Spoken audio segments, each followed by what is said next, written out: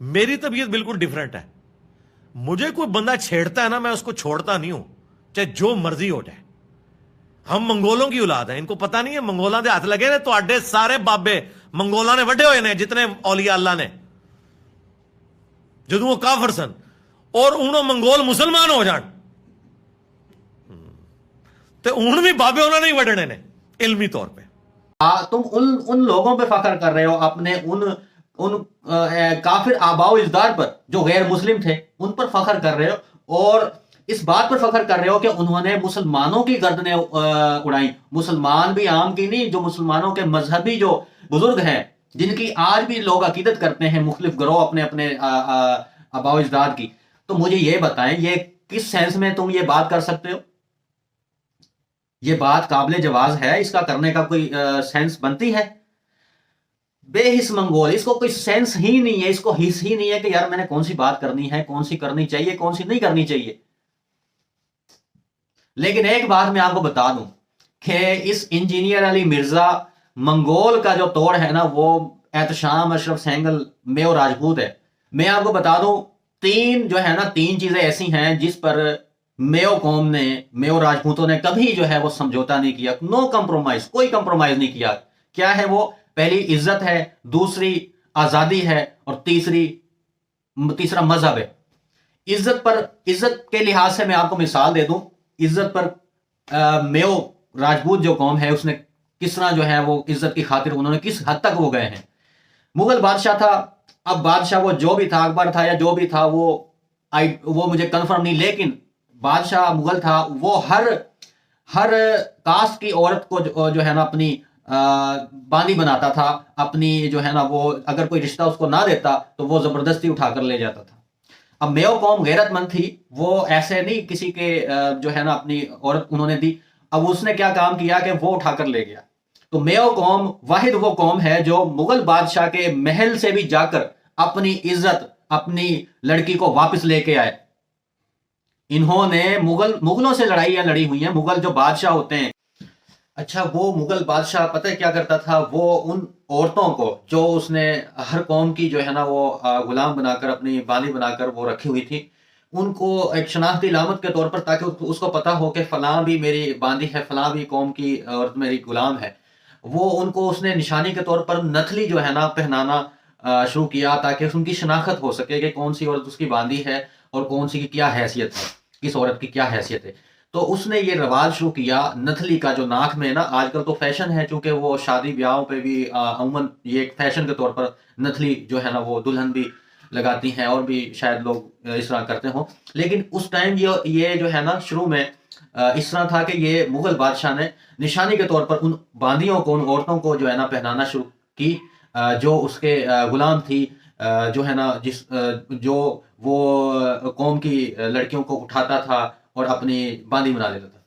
اچھا تو بات یہ ہے, میو قوم واحد وہ راجپوت میو قوم وہ تھی جو اپنی لڑکی کو, جس کو مغل بادشاہ اٹھا کے لے گیا تھا, واپس لے کے آئے تھے, اور انہوں نے اپنی عزت پہ کمپرومائز نہیں کیا. میو راجپوتوں نے اپنی آزادی کے لیے بہت قربانیاں دی ہیں. آج بھی دلی گیٹ پر جا کر دیکھ لیں, وہاں پر جو تعداد ہے آزادی کی جنگ لڑنے والوں کی سب سے زیادہ مسلمانوں کی ہے, اور مسلمانوں میں جو ہے نا کثرت جو ہے وہ راجپوتوں کی ہے. راجپوت میو قوم نے جو آزادی کے لیے جو قربانیاں دی, جو جنگیں لڑیں, وہ آپ کو تاریخ کی کتابیں اٹھا کے دیکھ لیں. تو میو کے لوگ جو تھے نا وہ جہادی لوگ تھے, وہ آزادی کی جنگ لڑتے تھے, اور پہاڑوں میں چھپ کر جو ہے نا وہ حملہ کرتے تھے, انگریزوں کے فوجی دستوں کو جو ہے نا وہ نیست و نابود کر دیتے تھے. اس کے علاوہ مذہب کے حوالے سے میں آپ کو بتا دوں, مذہب کے حوالے سے جو میو قوم کی خدمات ہیں, یہ جو تبلیغی جماعت کی بنیاد کس نے رکھی تھی؟ مولانا الیاس رحمۃ اللہ علیہ نے رکھی تھی. جو میو تھے, مولانا الیاس میو رحمۃ اللہ علیہ تھے, جنہوں نے تبلیغی جماعت کی بنیاد رکھی تھی, جو تبلیغی جماعت رائے مرکز سے پوری دنیا میں پھیلی ہوئی ہے.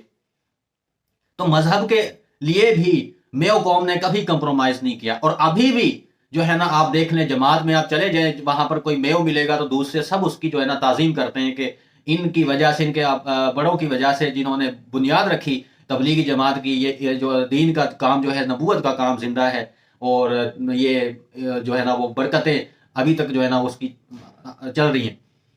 تو یہ تین چیزیں ہیں, اور میں خود یہ کہتا ہوں میں ان 3 چیزوں پہ کمپرومائز نہیں کرتا. میری 0 ٹالرنس ہے. First owner, second Liberty, third religion. عزت, آزادی اور مذہب پر میرا کوئی کمپرومائز نہیں ہے, 0 ٹالرنس ہے. میں ان پر کوئی سمجھوتا نہیں کر سکتا. جو عزت پر جو ہے وہ انگلی اٹھائے گا اس کو میں ضرور جواب دوں گا, اس کو میں ضرور اس کو میں کنڈیم کروں گا اور اس کے خلاف ایکشن لوں گا. اور دوسرا جو آزادی کو سلب کرنے کی کوشش کرے گا, اس طرح کی کبھی کوئی کنڈیشن ہو تو میں اس کو بالکل نہیں برداشت کر سکتا. میں آج تک کسی کے سبارڈینیٹ, میں اب اس حوالے سے بھی میں آپ کو وضاحت کر دوں.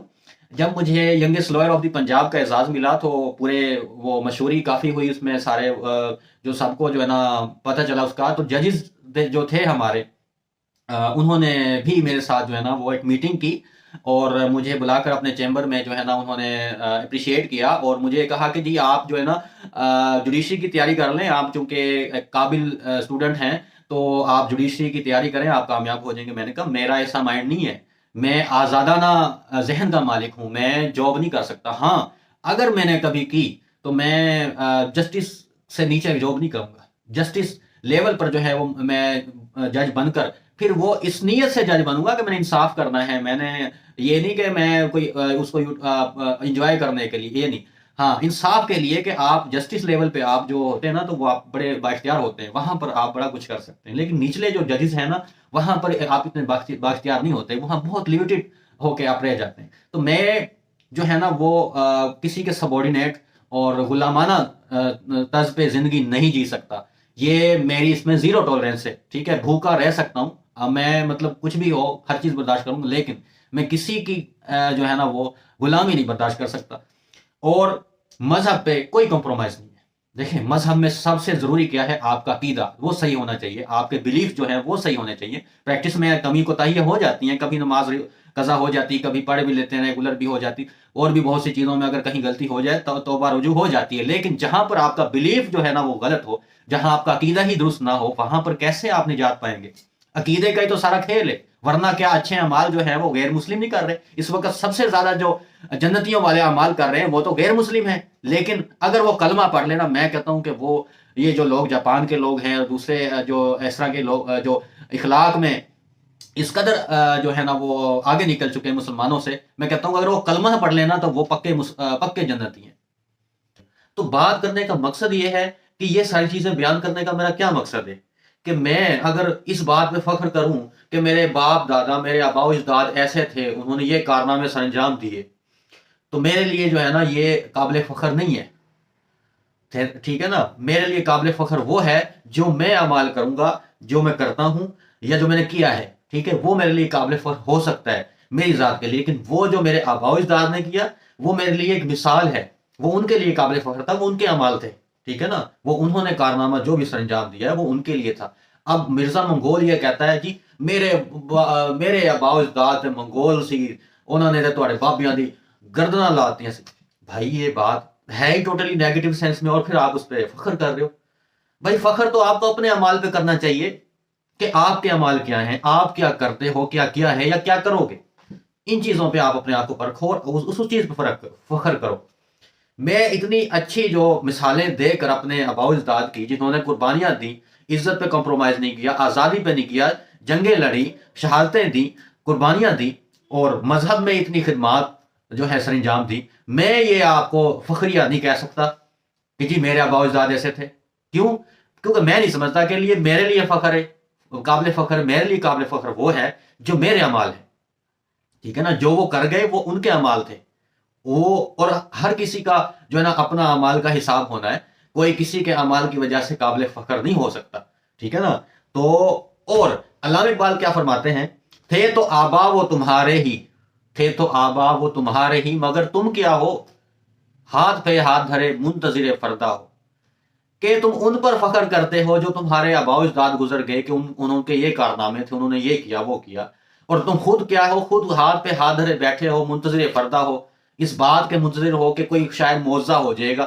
خود آپ نے آپ کو صاحب کردار نہیں بنا رہے ہو, خود عمل میں نہیں لے کے آ رہے ہو وہ چیزیں جو تمہارے آبا و اجداد نے کی تھی. تم بھی اس قدر کی اپنی پرسنالٹی بناؤ, اپنے کردار کو ڈھالو اس طرح سے. وہ چیزیں آپ کے ساتھ بھی ہو سکتی ہیں, وہ معجزات, وہ سارا کچھ جو ہے جو ان کے ساتھ ہوا وہ آپ کے ساتھ بھی ہو سکتا ہے، لیکن آپ کیا ہو کہ ان پہ فخر کیے جا رہے ہو جو گزر گئے ہیں، اور اپنے کردار میں جو ہے اپنے کردار کو ان کے کردار جیسا نہیں بنا رہے ہو۔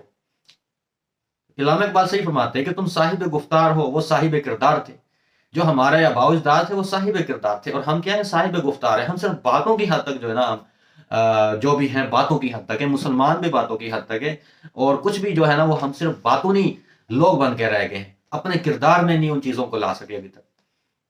مقصد میں سمجھتا ہوں کہ جو میرا ہے سمجھانے کا وہ شاید پورا ہو گیا، آپ سمجھ گئے ہیں کہ میں کیا سمجھانا چاہ رہا ہوں، کہ ہمیشہ اپنے اعمال پہ فخر کریں، جو آپ نے اچھا کیا ہے، اگر فخر کرنا ہی ہے نا، ادروائز فخر کرنے کی بھی کیا بات ہے، آپ کچھ نہیں ہے، اللہ کی توفیق کے بغیر آپ نہ تو گناہوں سے بچ سکتے ہیں اللہ کی طاقت کے بغیر، نہ ہی اللہ کی توفیق کے بغیر آپ نیکی کی استطاعت رکھتے ہیں۔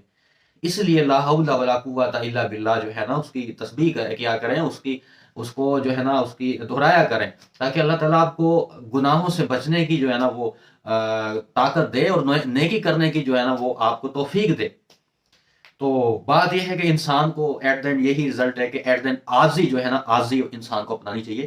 عاجزی ہی انسان کا زیور ہے، اور جس انسان میں عاجزی نہ ہو وہ انسان بدصورت ہے، بدنما ہے، اور وہ انسان کسی کو نہیں اچھا لگتا۔ میں یہ دعا کرتا ہوں کہ یا اللہ کہ انجینئر مرزا سے جہاں پر تو نے توحید کا کام لیا ہے اور قرآن و سنت کی تعلیم کی اہمیت کو اجاگر کرنے کا جو کام لیا ہے، وہیں پر اس کو دین کی صحیح سمجھ عطا فرما دے، اور اس کو مکمل کامل ہدایت عطا فرما دے، اور اس کو اپنے ذات پر قابو کنٹرول عطا فرما دے، اپنی ذات پر نفس پر جو ہے نا اس کو فتح نصیب فرما دے کہ وہ اپنی اصلاح کر لے، اور وہ قرآن و حدیث پر مکمل عمل کرنے والا بن جائے، اور اپنے اخلاق میں حضور صلی اللہ علیہ وسلم کے اخلاق جیسا وہ کر لے اپنے اخلاق کو، اور یہ ساری چیزیں جو ہے نا اس میں جو کمیاں کوتاہیاں ہیں اللہ تعالیٰ اس کو جو ہے امپروو کر دے اور اصلاح کر دے۔ اور میں چاہتا ہوں کہ تاکہ وہ مزید لوگوں کے لیے ہدایت کا ذریعہ بنے، جو لوگ اس وجہ سے، ان چیزوں کی وجہ سے اس سے متنفر ہیں، تاکہ وہ لوگ بھی جو ہے نا اس کی صحیح جو ہے نا وہ ڈائریکشن میں آ جائے۔ تو بات یہ ہے کہ جہاں انجینئر مرزا اچھا کام کر رہا ہے وہاں پر اس کو اپریشیٹ سپورٹ بھی کرتے ہیں ہم، اور جہاں پر وہ غلط کرے گا ہم اس کی نشاندہی کریں گے اصلاح کی نیت سے، وہ کوئی دشمن نہیں ہے ہمارا۔ تو بات یہ ہے کہ اللہ ہم سب کو ہدایت نصیب فرمائے، اور ہم سب کو ہدایت پر استقامت نصیب فرمائے، دین کی صحیح سمجھ عطا فرمائے۔ بے شک اللہ تعالیٰ جس کے ساتھ بھلائی کا ارادہ فرماتا ہے اس کو دین کی صحیح سمجھ عطا فرماتا ہے، کیونکہ ہماری زندگی میں سب سے ضروری دین ہے، دین کے بعد ہی باقی سب کچھ ہے۔ تو اگر دین سب سے امپورٹنٹ ہے تو جس کو دین کی ہی سمجھ نہ ہو تو مجھے بتائیں کہ اس کی اور بدبختی کیا ہوگی۔ تو بات یہ ہے کہ دین کی صحیح سمجھ ہونا بہت ضروری ہے، اگر یہ نہ ہونا پھر آپ دنیاوی خرافات میں اور اس طرح کے جو ہے نا وہ چیزوں میں پڑ جائیں گے کہ آپ کی دنیا اور آخرت خراب ہو سکتی۔ تو اللہ تعالی ہم سب کو جو ہے نا ہدایت نصیب فرمائے، میں یہی دعا کروں گا، آمین۔